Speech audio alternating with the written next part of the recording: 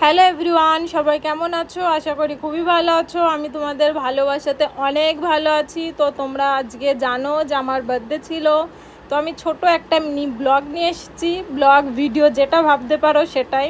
তো দেখতে পাচ্ছ আমার শাশুড়ি মা আমাকে আশীর্বাদ করছে। তো সবারই এটা স্পেশাল দিন হয়, তো সেটা আমারও ছিল আজকে, যে আমার মা বাবা আমার কাছে ছিল না, তো আমার শাশুড়ি শ্বশুর ছিল, তো তারাই আমাকে সব কিছু করেছে। দেখতেই পাচ্ছ ভিডিওটা অনেক সুন্দর হয়েছে, আমার অনেক পছন্দ হয়েছে। তো আশা করি তোমাদেরও পছন্দ হবে।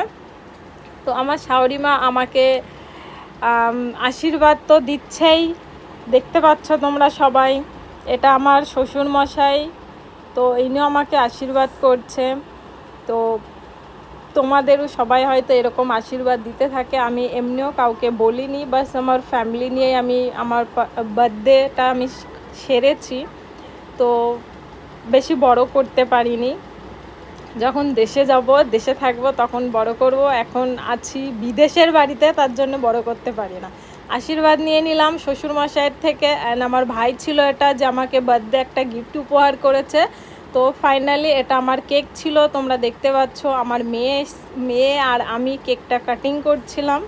তো আমার ফেস দেখে তোমরা বুঝতে পারছো আমি কতটা হ্যাপি আছি, কতটা খুশি আছি। আমার বার্থডে যেটুকু পেরেছি সেটুকু করেছি। আমার শ্বশুরমশাই, শ্বশুরমশাই, হাজব্যান্ড যেটুকু পেরেছে সবাই সেটুকু করেছে। তো দেখতে পাচ্ছ শাশুড়ি আছে, ভাই আছে, মেয়ে আছে, শ্বশুরমশাই আছে, এখানে সবাই আছে।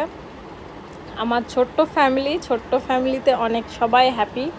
তো তোমরাও এরকম হ্যাপি থেকো, ঠিক আছে? শাশুড়ি মাকে কেক দিচ্ছি, উনি কেক খাচ্ছে। ভাইয়ের আর মেয়ের মাস্তি চলছে দুজনের। দেখো তোমাদের বাড়িতেও হয়তো এরকম মামা আর ভাগ্নের এরকম ভাগ্নির এরকম হয়, চলে এদের মারামারি।